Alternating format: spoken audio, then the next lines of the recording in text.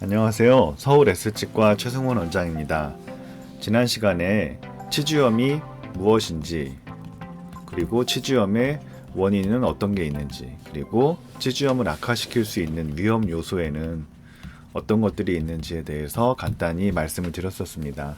저번 시간에 설명드린 것처럼 치주염은 결국에는 이제 치석이 가장 큰 원인이 됩니다. 그래서 적절한 양치질과 적어도 1년에 한 번씩 치과에서 스케일링을 하시면서 관리를 하신다면 치석을 잘 제거함으로써 치주염을 어느 정도 예방하고 또 치주염의 진행을 늦출 수 있다라고 말씀을 드렸는데요. 그러면은 이제 치주염의 원인인 치석은 저희 치과 영역에서는 이제 두 가지로 나눌 수 있습니다. 치석은 눈에 보이는 치석, 교과서에는 이제 치은 연상 치석이다라고 표현을 하는데, 말 그대로 치은은 이제 잇몸을 이야기하는 한자어이고요.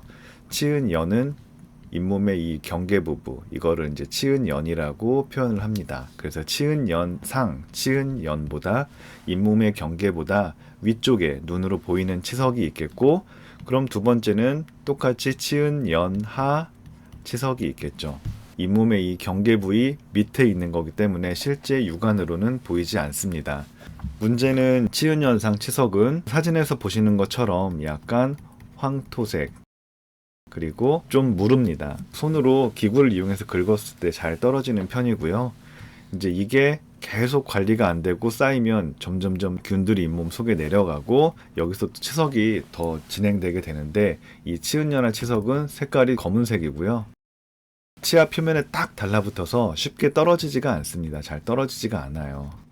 뭐 짐작하시겠지만 우리가 치주염의 원인이 되는 것은 바로 이 위험한 치은연하 치석이 되겠습니다. 그런데 논문에 따르면 치은연상 치석만을 잘 제거를 해도 여기서 잇몸이 아물면서 치주염의 속도를 어느 정도는 늦출 수 있다, 이렇게 이야기하는 것들도 있는데요. 그 치은연상 치석과 치은연하 치석이 있으면 이게 쭉 이어져 있다면 구강 내 세균들이 계속 파고들면서 치주염을 진행시키겠지만, 치은연상 치석이라도, 즉 눈에 보이는 치석이라도 깨끗이 제거를 했을 때 여기 잇몸이 잘 아물면서 결국 속에 치석은 남아있지만, 또 이게 장기적으로는 당연히 치주염을 진행시키겠지만 실질적으로 치은연상 치석만이라도 깨끗하게 제거함으로써 늦출 수 있다, 치주염의 진행 속도가 좀 늦춰진다라고 또 이야기하는데요. 이거는 치은연상 치석만 제거하고 거기서 치주 치료를 스톱하라는 얘기가 아니라, 결국에는 그래도 원인이 되는 이 인자들을 깨끗이 제거를 하는 것이 건강한 잇몸을 유지하는 데 매우 도움이 되겠죠. 그래서 치료는 결국 치과에서 잇몸 치료다라고 하는 것은 치석을 제거하는 치료입니다. 그러면 치석 제거에는 제가 치은연상과 치은연하, 즉 무른 치석과 치은연하, 잇몸 속에 있는 딱딱한 치석이 있다라고 했는데, 이 무른 치석을 저희가 흔히 치과에서 쓰는 초음파 기구를 이용해서 제거하는 것, 이게 바로 스케일링이 되겠습니다.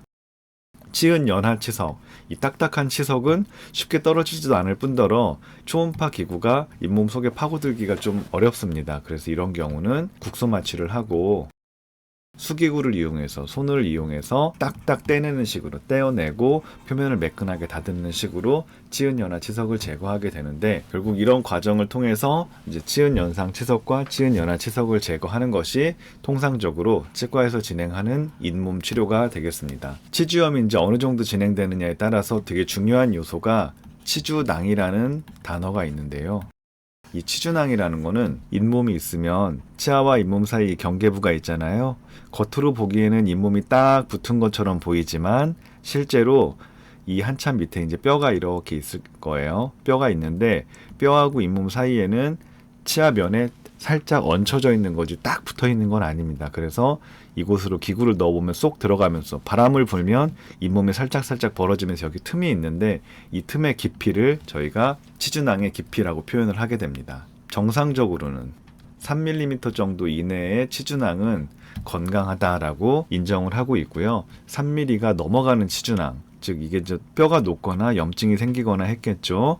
뼈가 녹아서 치주낭이 더 깊어졌을 때에는 깊은 곳으로 들어간 음식물 찌꺼기는 일반적인 칫솔질로는 정상적으로 청소가 되지 않기 때문에 꼭 치과에서 그 수기구를 이용해서 잇몸 치료를 통해서 음식물 찌꺼기나 치석을 제거를 해주어야 합니다. 그래서 3mm가 넘어가는 치주낭이 있을 때 결국 치주 치료의 목적을 교과서에서 보면 한마디로 정의를 하자면 깊어진 치주낭을 깊지 않게, 잇몸이 예를 들어서 치주낭이 막 한 6mm, 7mm 정도 됐다. 그러면 치석을 제거해서 일단 부어있는 잇몸의 부기를 뺨으로 해서 치주낭을 좀 감소시키고, 더 그래도 깊어졌다면은 잇몸을 좀 잘라내는 한이 있더라도 이 치주낭의 깊이를 우리가 일상적으로 칫솔질을 통해서 관리할 수 있는 3mm 이내로 맞추는 게 바로 이제 치주 치료의 목적이라고 할 수가 있겠는데요. 잇몸 치료 중에서 치은 연상 치석, 잇몸 위에 눈에 보이는 무르고 약간 황갈색을 띠고 있는 치은 연상 치석을 제거하는 스케일링에 대해서 먼저 살펴보려고 합니다. 네, 실제로 이제 치석 같은 경우에는 아래 앞니 부위가 가장 먼저 생깁니다. 윗니의 큰 어금니 부위와 아래 앞니 쪽이 이제 주로 많이 치은 연상 치석이 생기기 시작하는 부위인데, 왜냐하면 타액선이, 우리 옛날에 타액선 같은 경우는 중고등학교 때 생물 시간에도 배우니까 타액선 하면은 크게 세 가지가 있죠. 첫 번째는 설하선, 두 번째는 악하선, 세 번째는 이하선이 있습니다. 이하선은 탤런트 이름 아닌가?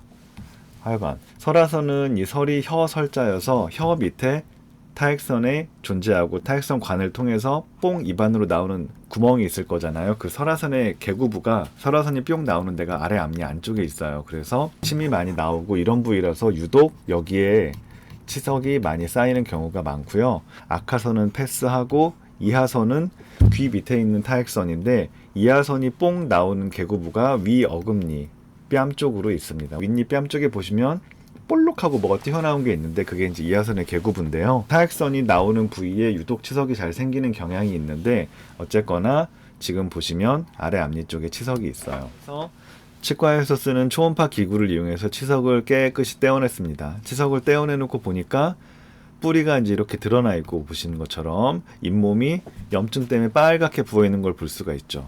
처음에는 이렇게 무시무시하지만 일주일 정도만 지나면 이 잇몸은 깨끗하게 아물게 돼요. 처음에 치석을 제거하고 피가 엄청 많이 나고 잇몸도 부어있고 하지만 치석을 제거한 효과가 가장 드라마틱하게 나오는 게 바로 이 치은 연상 치석을 제거했을 때, 이와 같이 이제 잇몸이 싹 아물면서 핑크빛 잇몸을 되찾을 수 있죠. 그런데 치과에서 스케일링만 하시면 환자분들이 그러십니다. 치과에서 스케일링하고 네이 다 베렸어.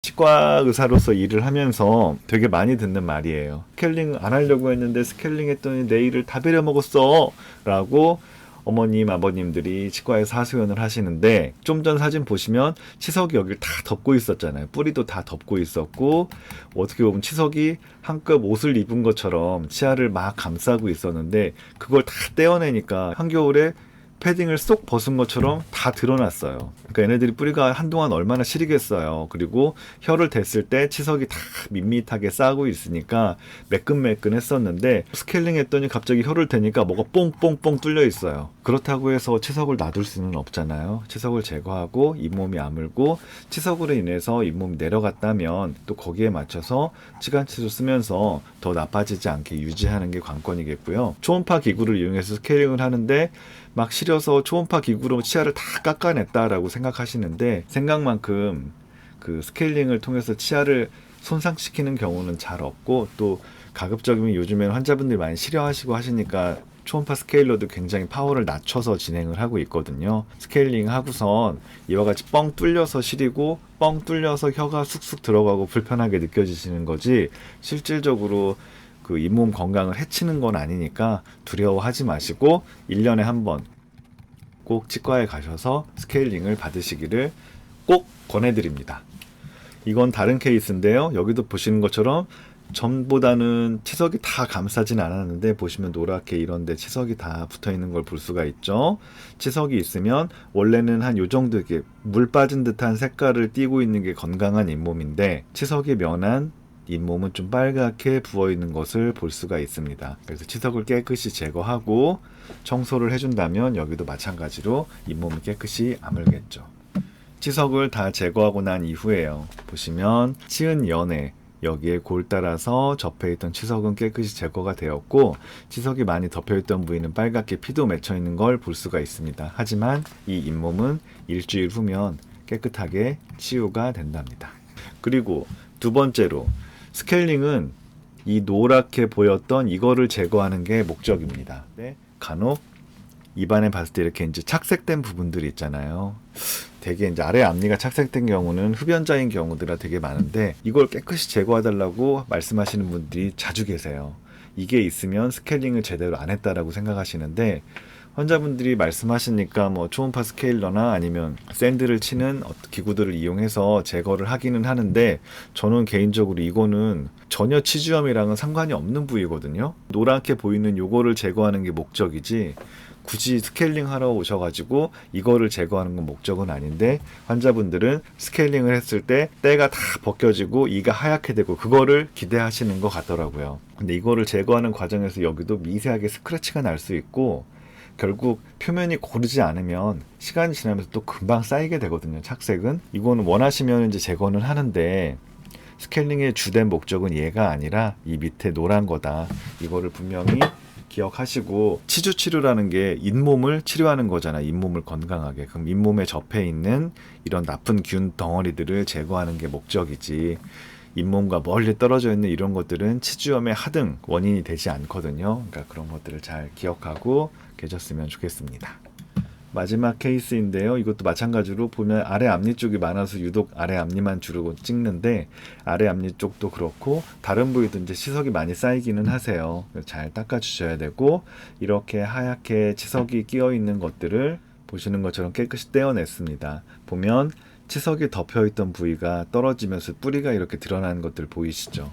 말씀드린 것처럼 스케일링 이후에 이렇게 뿌리가 감춰져 있던 부분이 드러나기 때문에 시릴 수 있는 거지 스케일링을 해서 이가 상해서 시린 건 아니니까 그런 것들은 너무 걱정하지 마시고 또 대부분 뿌리가 드러난 부분도 우리 몸에서 보호작용으로 치아 속에서 코팅 같은 게 방어막 같은 걸 쌓게 되거든요. 쉽게 표현하면. 그러면서 시린 것들도 차츰 나아질 수 있으니까 너무 염려하지 마시고 다시 한번 강조드리지만 1년에 한 번 스케일링 꼭 받아주시기를 추천드리겠습니다. 일단은 오늘은 치은 연상 치석에 관한 내용을 말씀드렸어요. 근데 치주염은 치은 연상 치석뿐만 아니라 주된 요인은 치은 연하 치석이 어떻게 보면 더 주된 요인이 되는 거잖아요. 그래서 치은 연하 치석에 대한 내용은 다음번에 다시 한번 다루도록 하겠습니다. 오늘도 시청해 주셔서 감사드립니다. 서울 S치과 최승원이었습니다.